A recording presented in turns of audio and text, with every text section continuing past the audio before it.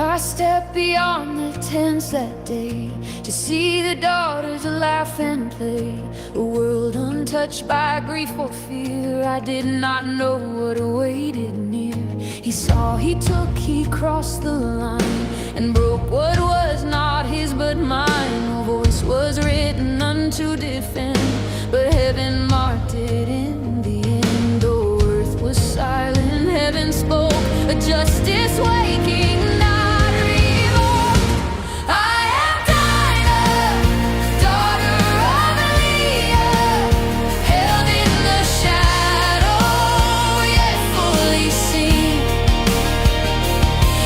Forgotten in the suffering, not erased from what has been. What was broken was not hidden, what was taken was not lost. Yahweh saw it all in fullness, and He alone can weigh the cost. My brothers rose with fire and zeal, not only rage but heaven's seal. A call to answer what was done, a reckoning that could not be undone. The city fell beneath the sword, not empty wrath but justice poured. And I was taken from that place, carried out by fierce embrace. For what is judged by righteous hand will always serve a higher plan. I am Dinah, daughter of Leah, not a cause for endless flame, but a life restored by mercy, by the one who knows my name. Not just sorrow, not just story, not just ashes in the past. Yahweh writes beyond the breaking, and His word will always last. Years would pass, the pain would sleep, but not forgotten, buried deep. For He who sees, He also heals and binds the wounds time never seals. From loss to life, from grief to breathe, from shadowed past through living death. He gave me more than what was taken, a future no man could have shaken.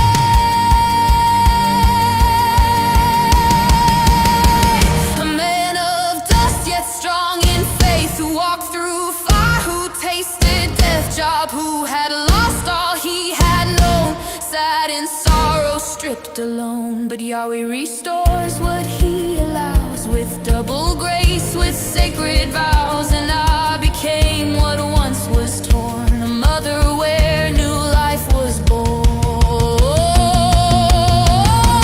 I am Dinah, daughter of Leah, once brought low but lifted high.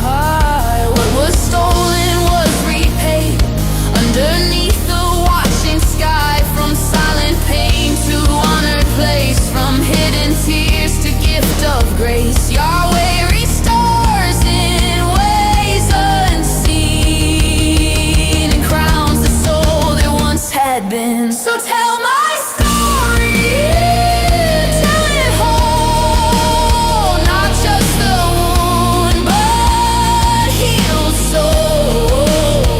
For in the hands of the Most High, even the broken rise and multiply.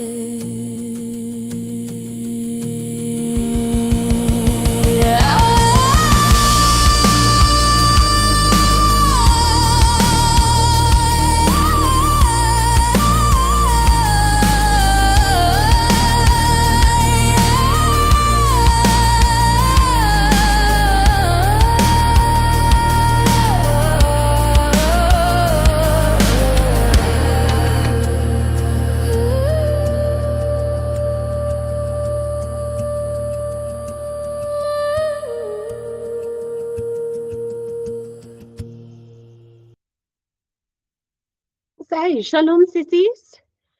Ons is 'n bietjie vir 2 weke nie buite aksie, maar vandag gaan ons voort met Simeon. Hallo Angie. Hallo almal. Ja, so ons gaan Simeon se boek eers lees en dan sal ek die ander skrifte wat by hom gaan of by hom pas die res van die skrifte uithaal. En ja, dan gaan ons net 'n bietjie dieper in en ons probeer verstaan waaroor het die boetie Simeon oorgegaan.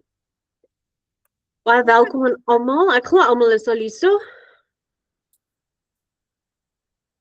Okay, Angie, as jy wil begin met Simeon se boek. Ja, okay. Ja, ons lees uit die 12 patriarchs. Dit is nou al die seuns van Jakob. Elkeen van hulle het hulle eie boek gehad wat hulle geskryf het. Ons begin by hoofstuk 1. 'n Afskrif van die woorde van Simeon wat hy aan sy seuns gespreek het voordat hy gesterf het in die 120ste jaar van sy lewe. Ten tye toe hy sy broer Josef gesterf het. Terwyl Simeon siek was, het sy seuns hom kom sien. Toe hy sterker geword het, het hy regop gesit en hulle gesoen en gesê: "Luister my kinders, na Simeon julle vader, en ek sal julle die dinge vertel wat ek in my hart het. Ek is gebore uit Jakob, 'n tweede seun vir my vader, en Lea, my moeder, het my Simeon genoem, omdat Jahwe haar gebed verhoor het. En ek het buitengewoon sterk geword. Ek het nie teruggehou van enige onderneming nie, en ek het niks gevrees nie. My hart was standvastig, my moed was hoog, en my gevoelens..." Dis ouelike stemmetjies in die agtergrond. Kom by my aan nie. Okay, excuse, daai stemmetjie het my so weer afgegooi, so oulik. Ek het buitengewoon sterk geword. Ek het nie teruggehou van enige onderneming nie en ek het niks gevrees nie. My hart was standvastig, my moed was hoog en my gevoelens was onpartydig. Want deur die Allerhoogste word manlike moed aan manne in wese en liggaam gegee. In die tyd van my jeug was ek jaloers op Josef, omdat my vader hom meer as die res van ons liefgehad het. Ek het innerlik besluit om hom te vernietig, omdat die prins van dwaling my verstand verblind het, sodat ek hom nie as 'n broer beskou het nie, en ek het Jakob, my vader, nie gespaar nie. Maar sy Elohim en die Elohim van ons vaders het sy boodskapper gestuur en hom uit my hande verlos. Want toe ek na Shechem gegaan het, om Saul vir die troppe te bekom, en Reuben na Dothan gegaan het, waar hy ons voorrade en winkels was, het my broer Juda hom aan die Ismaeliete verkoop. Toe Reuben dit hoor, was hy bedroef, want hy wou hom aan sy vader herstel. Maar toe ek dit hoor, was ek woedend op Juda, omdat hy hom lewendig laat weggaan het. Vir 5 maande was ek kwaadvol. Jahwe het my hande en voete gebind, en dit het egter verhoed dat my hande hul dade uitvoer, want vir 7 dae het my regterhand gedeeltelik verdor. Ek het geweet, kinders, dat dit met my gebeur het as gevolg van Josef. So ek het berou gehad en gehuil. Toe het ek tot Jahwe Elohim gebid, dat my hand herstel mag word, en dat ek mag weerhou van elke besoedeling en wrok, en van alle dwaasheid, want ek het geweet dat ek 'n bose daad oorweeg het in die oë van Jahwe en van Jakob my vader, terwille van Josef my broer, as gevolg van my jaloesie op hom. En nou my kinders, luister na my. Wees op julle hoede vir die gees van bedrog en afguns, want afguns oorheers die hele verstand van die mens, en laat hom nie toe om te eet of te drink of enige iets goeds te doen nie. Inteendeel, dit bly hom aanspoor om die een wat hy beny te vernietig. Wanneer die een wat beny word, floreer, verdwyn die afgunstige een. Uit die eerbied vir Jahwe het ek my wese gedissiplineer deur vir 2 jaar te vas. Ek het tot die besef gekom dat bevryding van afguns plaasvind deur eerbied vir Jahwe. As iemand na Jahwe vlug vir toevlug, sal die bose gees vinnig van hom wyk en sy gemoed sal verlig word. Van toe af het hy medelee met die een vir wie hy afguns gehad het en het simpatieke gevoelens met diegene wat hom liefhet. En sy afguns hou op en vergewe diegene wat vyandig teenoor hom is. En so hou sy afguns op.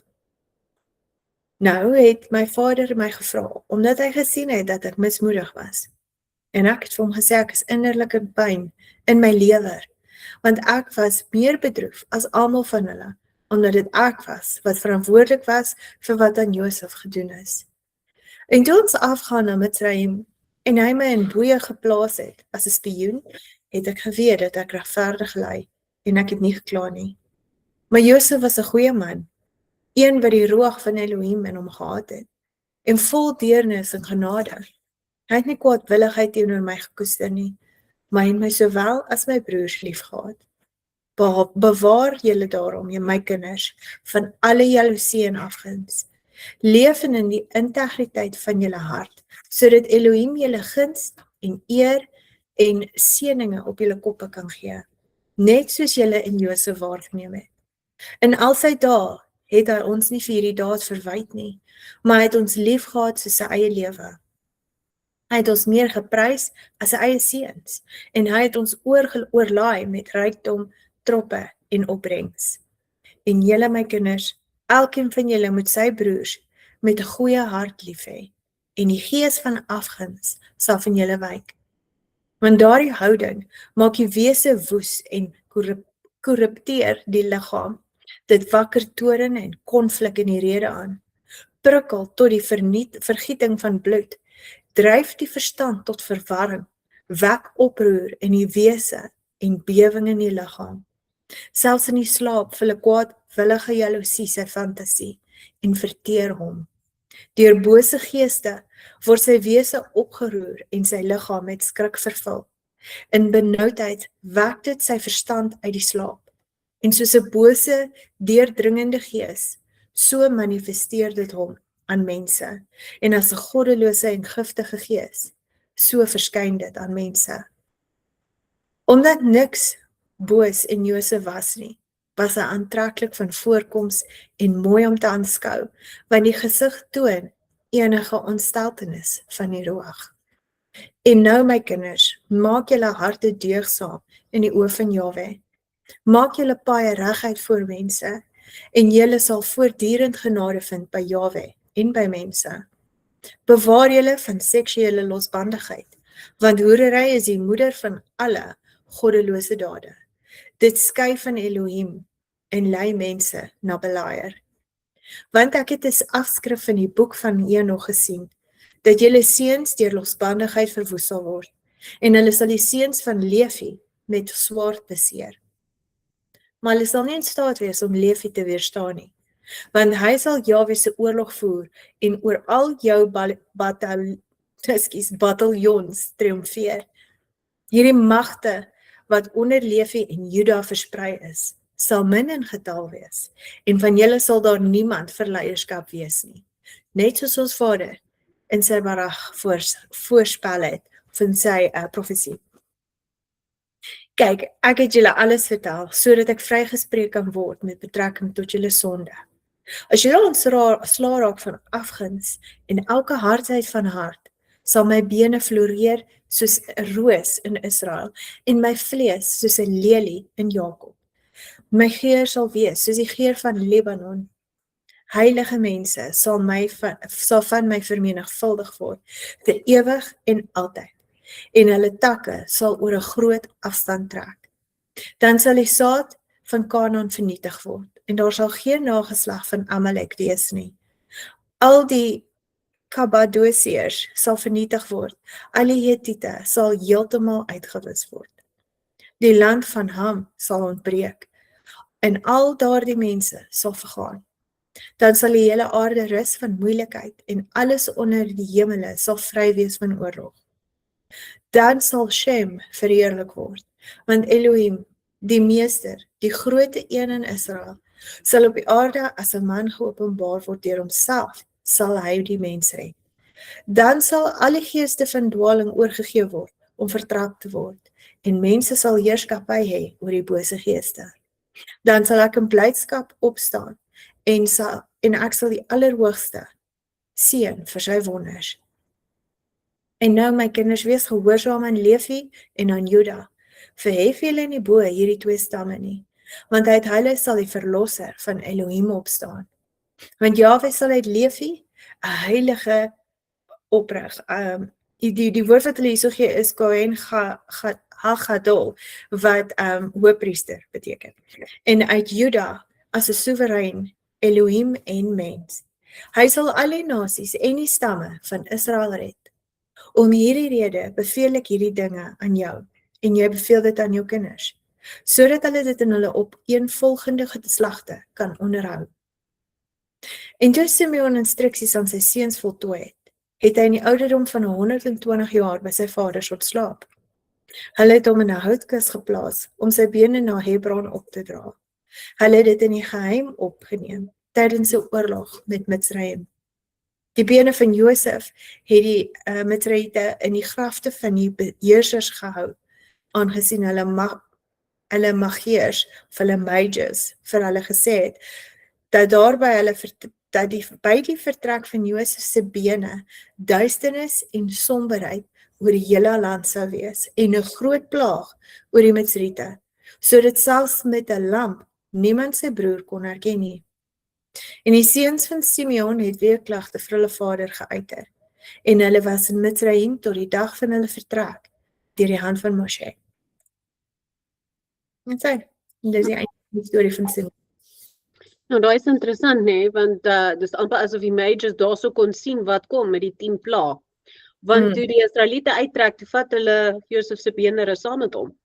Ja, al hulle voorvaders wat dood is, daar in Mitzrayim het hulle saamgevat om hulle te gaan begrawe.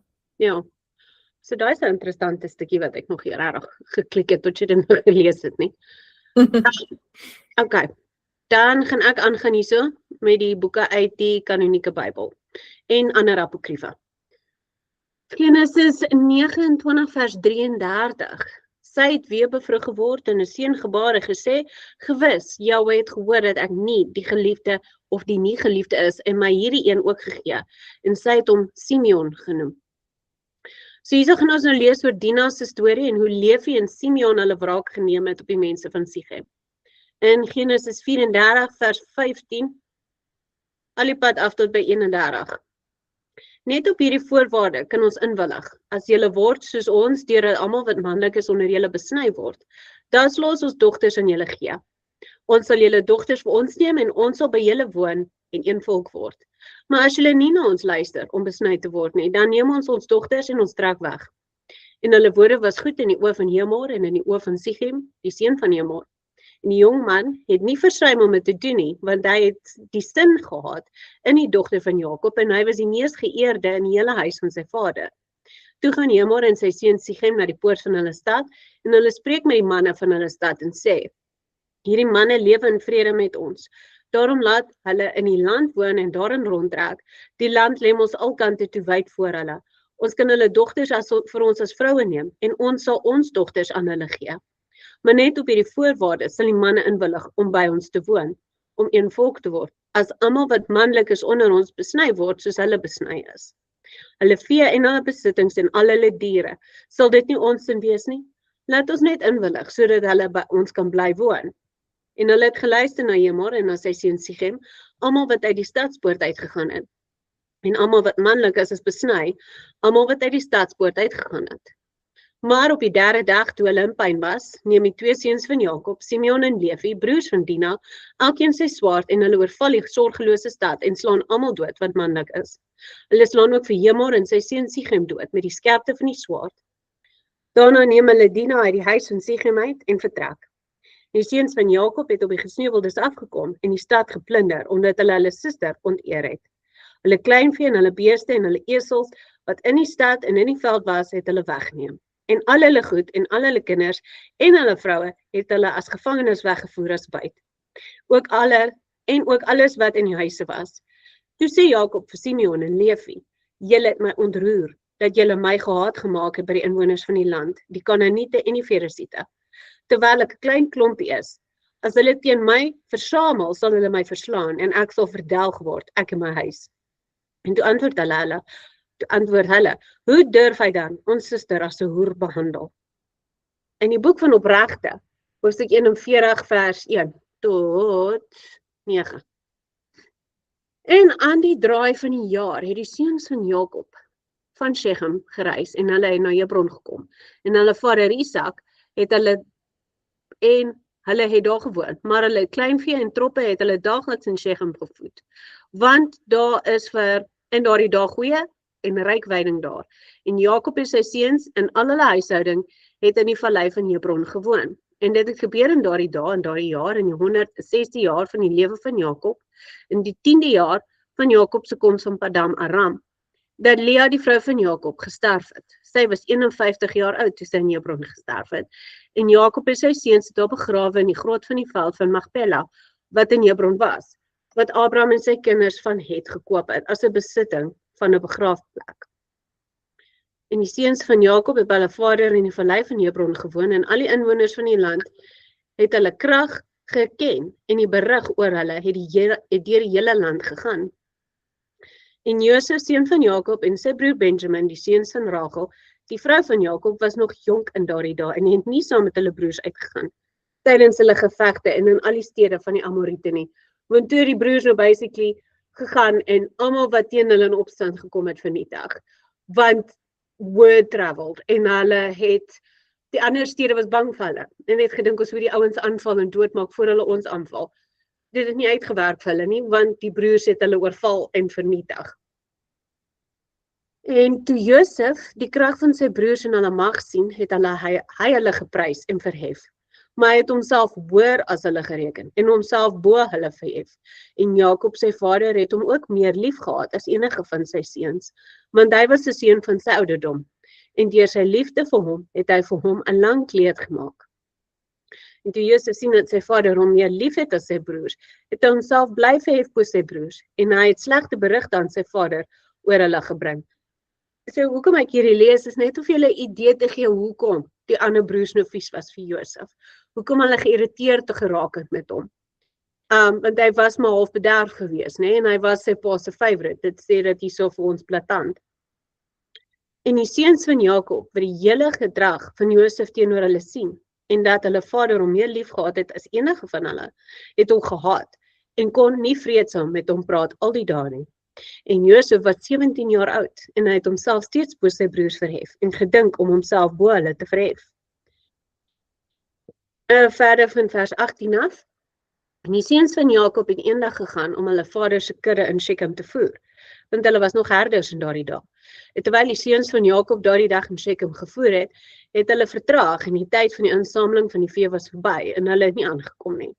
En Jakob het gesien dat sy seuns vertraag is in Shechem en Jakob het by homself gesê, miskien het die mense van Shechem opgestaan om teen hulle te veg.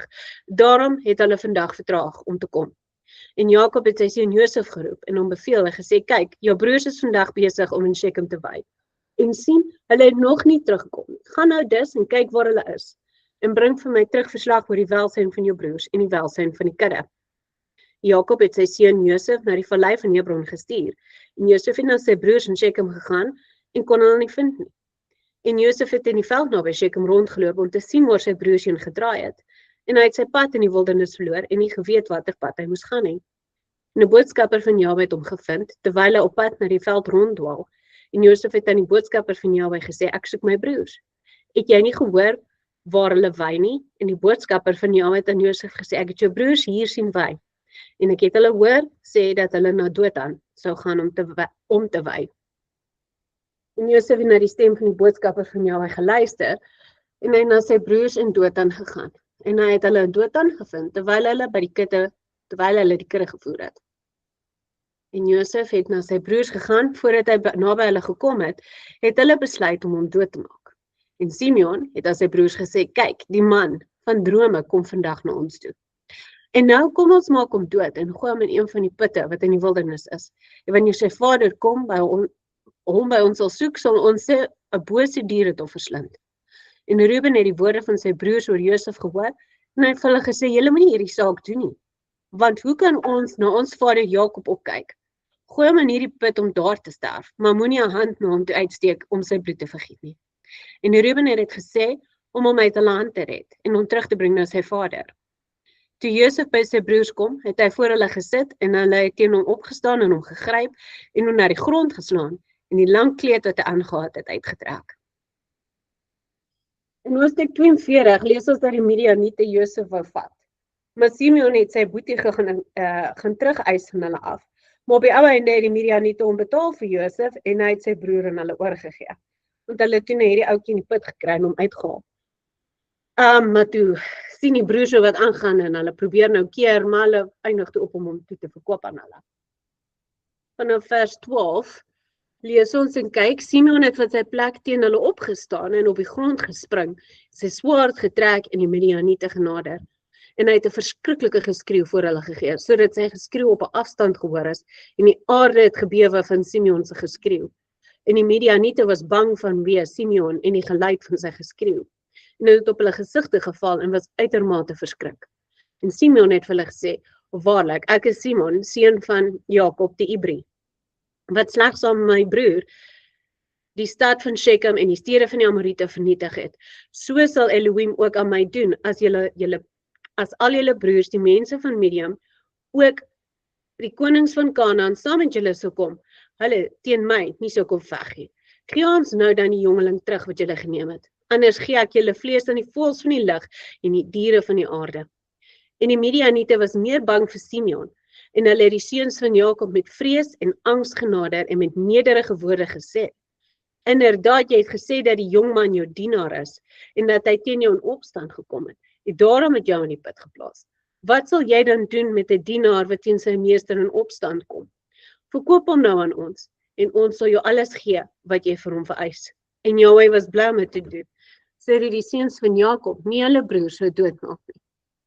En die Midianiete, toe hulle sien dat Josef mooi van gestalte en voorkoms was, het hom in hulle harte begeer en was aangespoor om hom van sy broers te koop. En die seuns van Jakob het na die Midianiete geluister en hulle het hulle broer Josef aan hulle verkoop vir 20 stukke silwer. Maar Ruben, hulle broer, was nie by hulle nie, en die Midianiete het Josef geneem en hulle reis na Gilead voorgesit.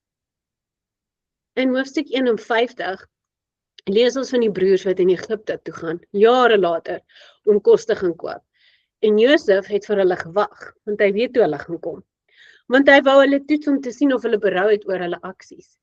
En ons gaan nie in te veel details ingaan oor dit nie, want ons sal dit behanteer wanneer ons by Josef en Judas se stories kom. Maar ons wel 'n paar stukkies wat ek wil uithaal wat oor Simeon gaan. So as dit nie 100% nou vir jou sin maak, of lekker inpas nie, we'll get to it. Of jy kan dit ook verder die res van die storie self gaan lees in die boek van die Opregte, hoofstuk 51. Ek lees nou van vers 37 af. En Josef het van hulle uitgegaan en in sy kamer gekom en 'n groot gehuil, want sy medelee was vir hulle geroer. En hy het sy gesig gewas en weer na hulle teruggekeer. En hy het Simeon van hulle geneem en beveel dat hy gebind moes word. Maar Simeon was nie gewillig om so gedoen te word nie, want hy was 'n baie kragtige man en hulle kon hom nie bind nie. En Josef het sy magtige manne geroep. 70 manne het voor hom gekom met gestrekte swaarde in hulle hand, en die seuns van Jakob was bang vir hulle. En Josef het vir hulle gesê, gryp hierdie man en sluit hom in die tronk op totdat sy broers na hom toe kom. En Josef se magtige manne het gehaas en hulle het almal Simeon vasgegryp om hom te bind. Maar Simeon het 'n harde, vreesaanjaende kreet gegee en die geroep is op afstand gehoor. En al die magtige manne van Josef was bang by die geluid van die geroep. Dat hulle op hulle gesigte geval het en hulle was baie bang en het gevlug. En al die manne wat by Josef was, het gevlug, want hulle was baie bang vir hulle lewens. Net Josef en Manasse sy seun het daar gebly. En Manasse, seun van Josef, het die krag van Simeon gesien, en hy was uitermate kwaad, nie bang nie. En Manasse, seun van Josef, het opgestaan teen Simeon, en Manasse het Simeon 'n swaar hou met die vuist teen die agterkant van sy nek toegedien, en Simeon se woede is gestuit. Manasse het Simeon gegryp, en hom gewelddadig aangegryp, en hom gebind, en hom na die gevangenishuis gebring. En al die seuns van Jakob was verbaas oor die daad van die jongeling.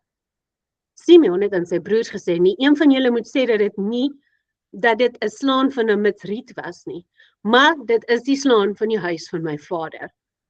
So hierdie stuk is vir my baie interessant, want jy sal sien as ons nou by Juda kom, hoe hy ook, hoe kan ek sê, uitgeact het. Hy het ook klippe gebreek en te kere gegaan, maar elke keer wat hulle krag wys, en die Egiptenare skrikke weggehardloop, dan staan Manasse op en doen presies wat hulle gedoen het. En dan is die broers half stom geslaan, want onthou, hulle herken nog nie vir Josef nie, nê? Hulle besef nog nie dis Josef nie. So hulle besef nie dis Josef se seun nie. So dit was vir my so interessant, hierdie stuk, baie entertaining vir my gewees, om te lees hoe Simeon sy krag wys, en hy los sy gang en die mense val flou en ander hardloop weg. Nie kom Manasse en slaan hom in die nek en subdue hom. Op sy eie. Na 70 mans van Egipte hom nie kom vasvat nie. En hierdie jong man kom en slaat hom in die nek en sluit hom toe, asof niks is. En die ander broers is toe almal nou verstom. En Simeon sê, julle vertel vir niemand dat dit is Egiptenaar is wat hierdie gedoen het nie. Julle sê vir hom dat dit 'n afstammeling van my vader is, want hulle het ook in 'n mate toe begin agterkom wie hierdie ou is. Al het hulle dit nog heeltemal verstaan of in hulle self herken nie. Want hulle sien toe hierdie soort van krag kom net uit die stam van Jakob uit. Dis baie interessant.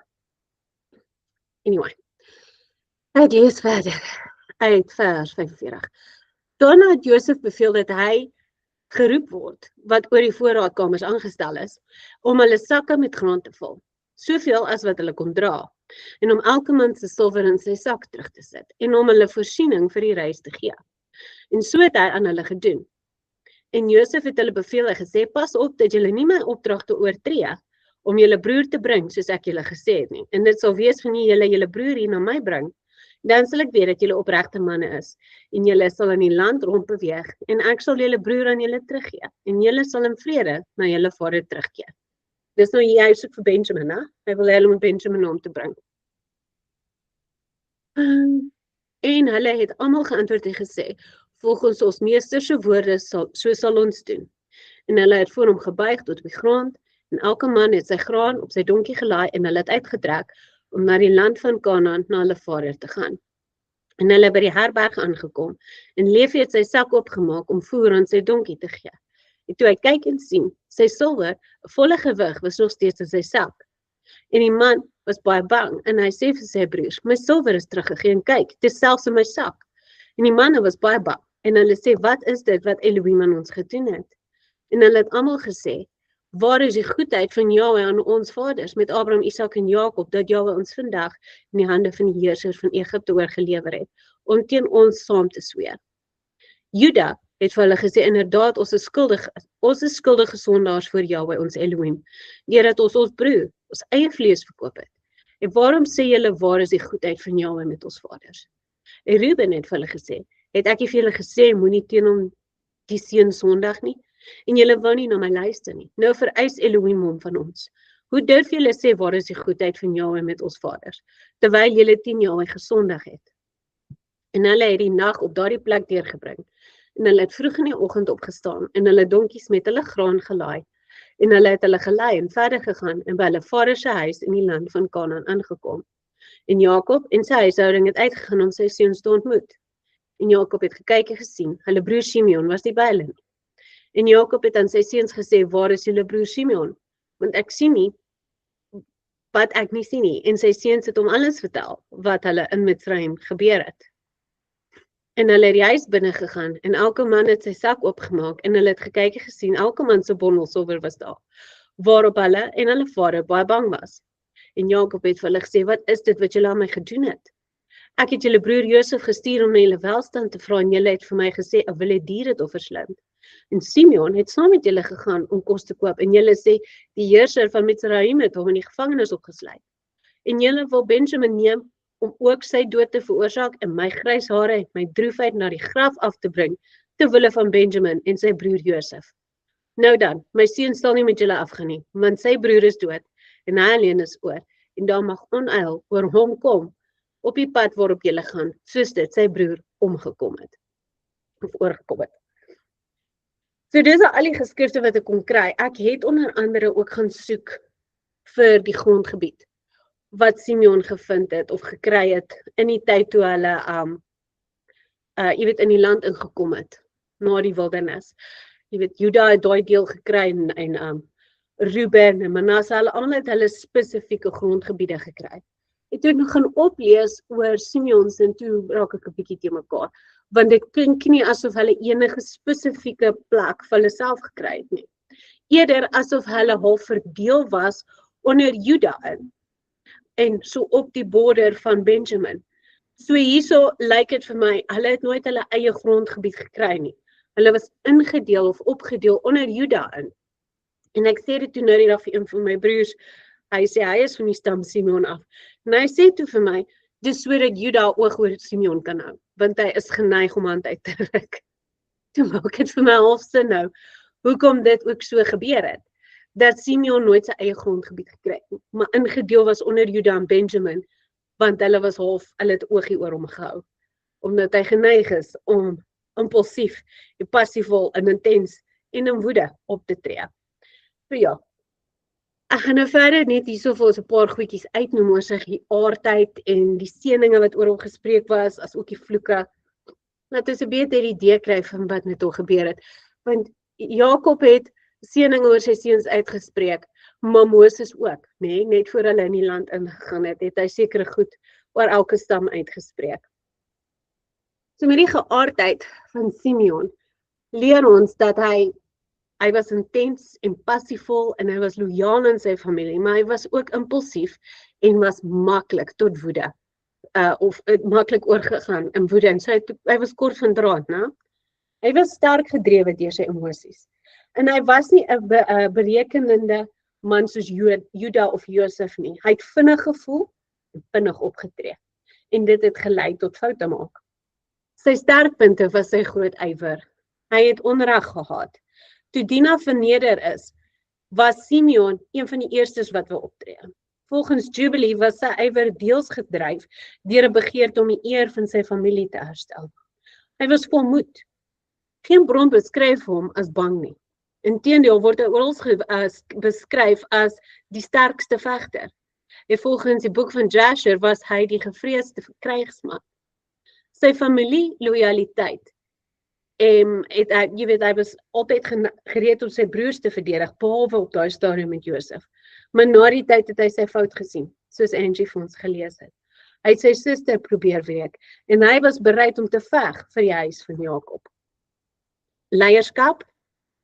Alhoewel Juda later die hoofleier geword het, was Simeon waarskynlik een van die natuurlike leiers onder die oudste broers gewees, soos die ringleader, al was dit meeste van die tyd met bad ideas, soos die aanval van Sichem om sy sussie se eer te herstel, ook kom ons maak vir Josef dood, hy was die ringleader gewees. Sy swakpunte in die geskrifte word uitgebeeld as sy woede, want Jakob sê vir hom in Genesis 49 vers 7, vervloek is hulle toorn, want dit was hewig. Sy grootste swakheid was ongekontroleerde woede. Hy was wreed.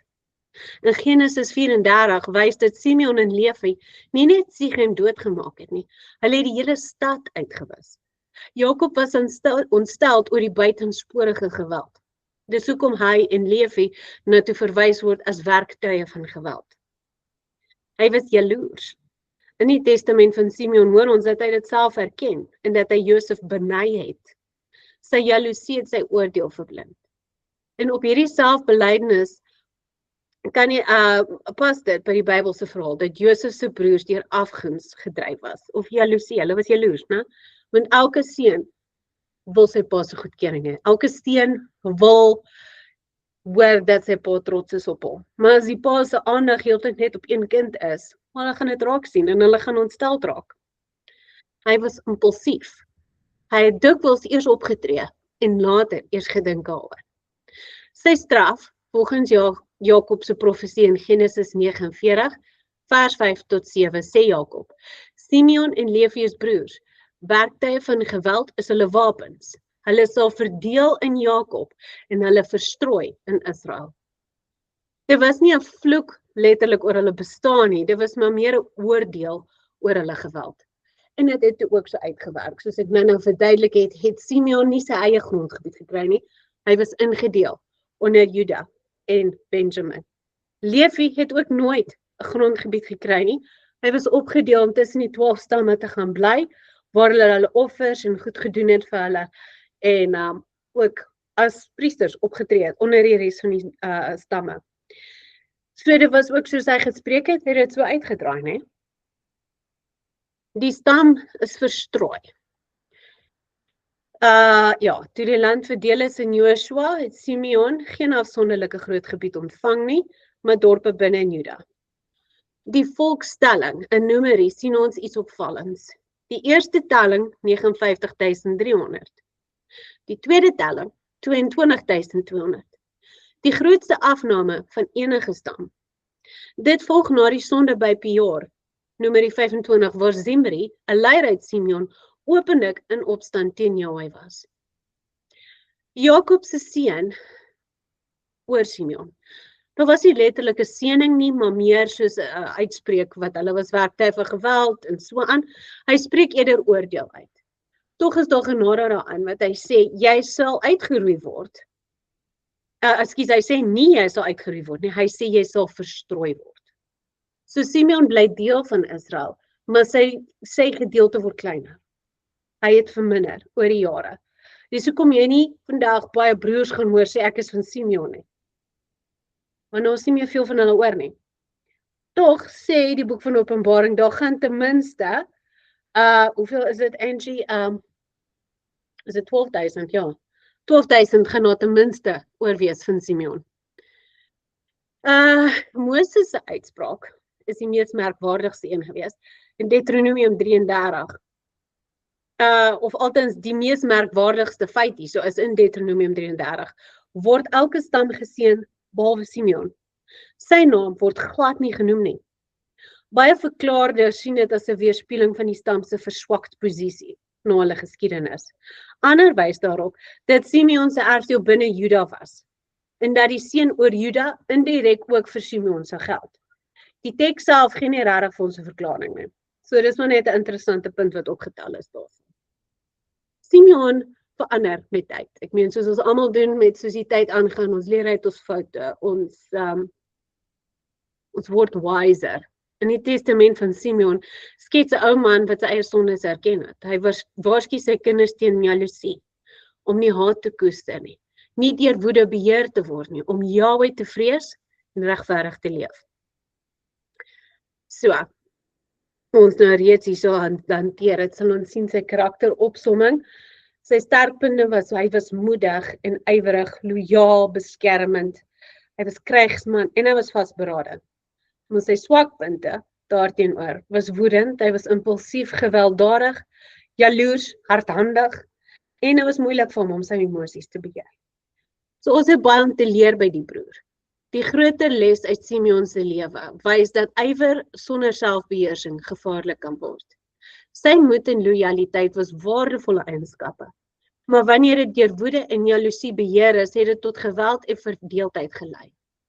Jakob se oordeel en latere geskiedenis van die stam weerspieël die gevolge daarvan. Terselfdertyd herinner Simeon se verhaal daaraan dat iemand se mislukking nie beteken dat hy buite Jahwe se verbond val nie. Sy stam het deel van Israel gebly en selfs na die streng woorde van Jakob is Simeon nie uitgewis nie. Die verhaal laat dus ruimte vir die tema van tug en genade. Karakter het gevolge, maar Jahwe se verbond met Israel bly staan. So nee, ons gaan nie straf ontduik nie, maar die belangrikste is dat ons leer daaruit en verbeter en ook later ons nageslag daarvan leer, dat hulle nie dieselfde foute as ons begin nie. En dit is al vir Simeon. Is daar enige vrae van julle af of iets wat een van julle wil add?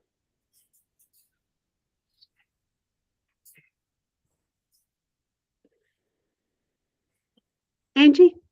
Ja, ek het niks nie. Oh, okay.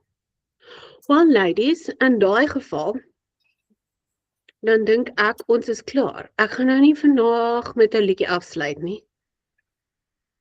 Want ek het nie een gekies nie. So, dan enige vrae is of iets wat julle wil verder bespreek nie, dan gaan ons volgende week aan met Leefie. En dan sien ons wat gaan aan in sy lewe. En dan moet julle 'n baie awesome Sabbat verder hê en 'n geseënde week. Lekker is almal. Okay. Bye julle, soet wees en veilig wees.